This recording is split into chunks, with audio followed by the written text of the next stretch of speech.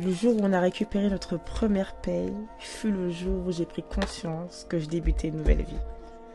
Nous étions chez Rebecca, ma cousine.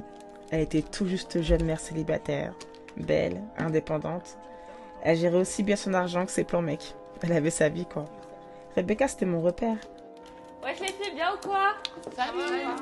On se remet jamais en question parce que on est avec nos copines. Ça de discipline, ça s'est bien passé? Oui, t'inquiète, on verra ça après. Là, j'ai un truc à vous montrer. Vous allez être choqués. C'est quoi? Vous êtes sûrs, hein? Vous êtes prêtes, hein? Ouais, c'est quoi? J'étais admirative. Mais d'un autre côté, ma vie pouvait m'apporter bien plus. Mais doucement! Mais c'est pour se barrer d'ici là! Mais c'est clair! On s'amusait sans prise de tête, on écoutait la musique qui nous faisait kiffer.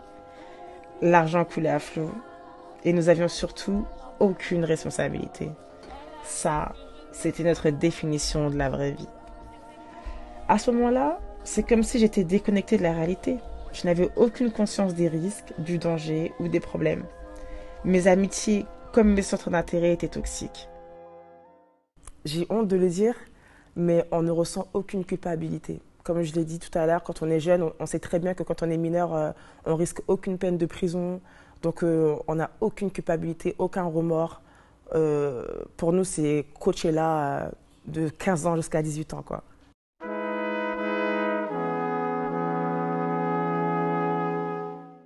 Souvent, malheureusement, dans cette phase d'adolescence et du début de l'âge adulte, on a tendance à porter des masques.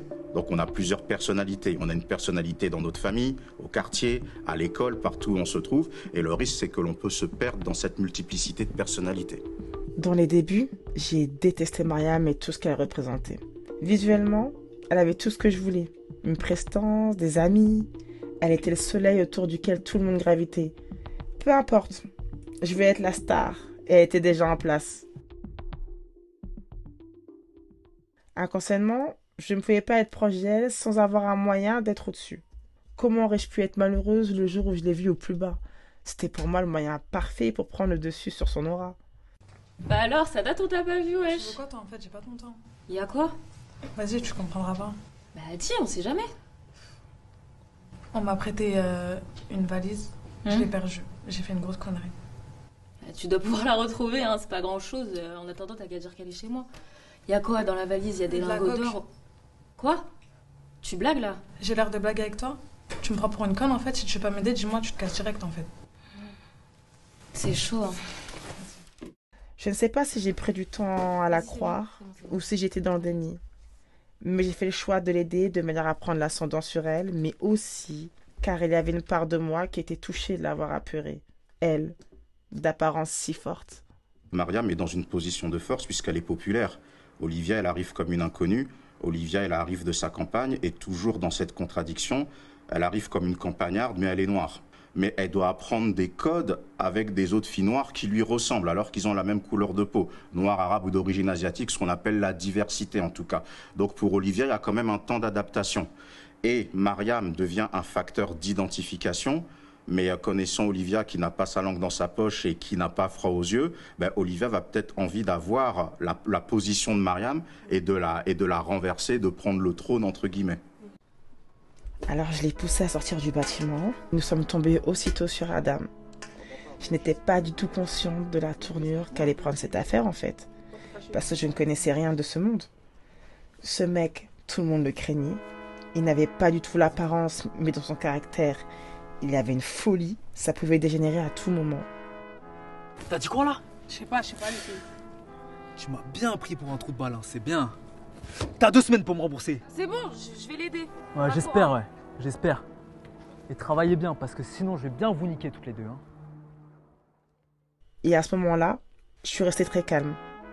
Je n'ai pas fait de vagues, mais rapidement, ça a pris une tournure que je ne pouvais pas anticiper. On fait quoi? Demain, je finis à 15h, je t'attends pour qu'on trouve un plan? Mais t'as pas compris, on va plus au lycée? T'as pas vu? J'ai rapidement été à l'aise dans ma nouvelle vie. J'étais déjà très garçonne étant petite. Donc quand on a commencé à traîner en bande, avec des filles aux personnalités atypiques, on a volé, on a racketté, on a dealé, on a frôlé la prostitution. On faisait tout ce qu'on voulait dans la ville.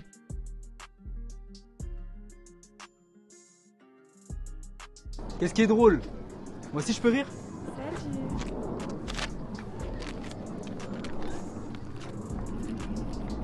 Ouais, c'est bon, il y a le compte là.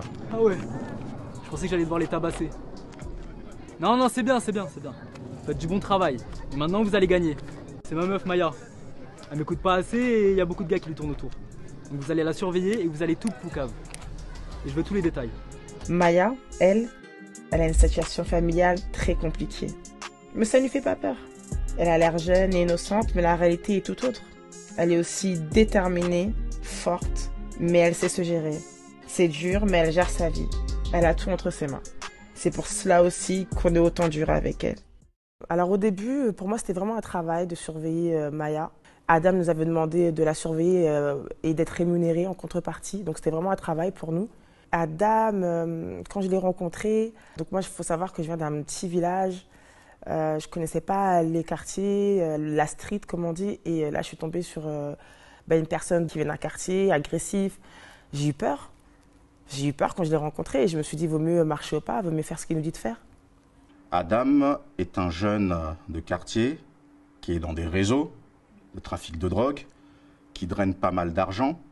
Et pour beaucoup travailler auprès de cette population, c'est vrai que la mentalité, c'est quoi? C'est je suis fort, j'ai des gens autour de moi, j'ai de l'argent facile, je peux m'acheter ce que d'autres jeunes ne peuvent pas s'acheter. Donc ça crée de la fascination, de la peur en même temps, parce qu'il y a une ambivalence en fait dans les différentes émotions qui peuvent s'entrechoquer. Et bien entendu, lorsque vous vous retrouvez être dans une position de domination par rapport au trafic de stupéfiants, vous avez une emprise. Et donc c'est peut-être la situation, même très certainement, dans laquelle Mariam puis Olivia vont se retrouver, vie d'Adam, c'est-à-dire être sous leur emprise.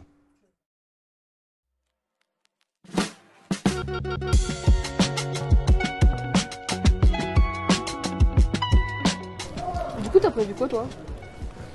Tu retournes en cours? J'aimerais bien. Mais doucement, la canette, elle va pas s'envoler. Hein. C'est bon. Ouais, c'est du quoi, Mimi? Je m'appelle pas Mimi, je t'ai dit bolos. Ça va. Je te téléphone avec Olivia là. Oh, c'est Ouais. comment? Elle revient quand? Elle revient pas. Non, sérieux? Elle revient pas. Sa mère, elle a mis à l'internat. Oh, mais c'est tranquille, on va aller la chercher, ouais. Pas tranquille, quand tu trouveras une solution, tu me feras signe. Pour l'instant, on va faire notre blé. Laisse-moi boire une gorgée. De mon côté, à l'époque, je ne sais pas si c'était la meilleure des solutions, mais je me suis retrouvée soudainement à l'internat. Ah, descendez là! Dis s'il te plaît, en fait. Donc, t'as été prise dans un guet-apens ou quoi? Dinguerie. La maman Gisèle, elle a mis Olivia à l'internat. J'en bats les reins, j'étais avec sac à dos là. Mais parle-moi bien déjà. Et tu faisais quoi là-bas? Il était avec les grands et tout, Bastien m'a proposé de faire mieux. Mais pourquoi tu parles avec lui? On laisse Adam, on se fait 7000 balles minimum par semaine. Attends, donc c'est lui qui t'a fait limite et toi tu oses aller les voir? Mais attends, pause. Tu vas te faire comment les 7000 balles par semaine en fait? En faisant les mules. Parce que je pense que c'est mieux. T'es complètement malade, quoi. Mais t'es vraiment folle. Hein. L'adolescence, de nos 15 ans jusqu'à nos 20 ans peut-être, on n'a pas eu peur du tout.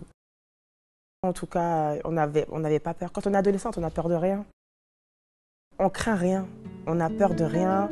Et en plus, on nous apprend très vite que quand on est mineur, on ne va pas en prison. On n'a pas de peine contre nous, on ne se fait pas juger, donc on fait ce qu'on veut. Pourtant, j'ai une mère très stricte et autoritaire. Sauf que ma mère, malheureusement, elle est absente puisqu'elle travaille et elle est mère célibataire. Donc le fait d'avoir une mère qui travaille fait que on fait ce qu'on veut. On rentre tard, si on veut, on rentre même pas. Parce que maman, elle rentre pas dans les chambres. Quand elle rentre du travail, elle est fatiguée, elle va dans sa chambre, elle dort. Elle voit pas ce qu'on fait, elle ne sait pas si on est là. Le matin, elle se lève à 5h du matin, nous on va à l'école après. Donc elle sait même pas si, elle ouvre même pas la chambre pour savoir si... Avant de partir, je suis désolée, même si je l'aime beaucoup, mais j'ai pas vu ma mère ouvrir ma chambre à 5h du matin pour savoir si j'étais là le matin. Donc chez moi, je faisais ce que je voulais.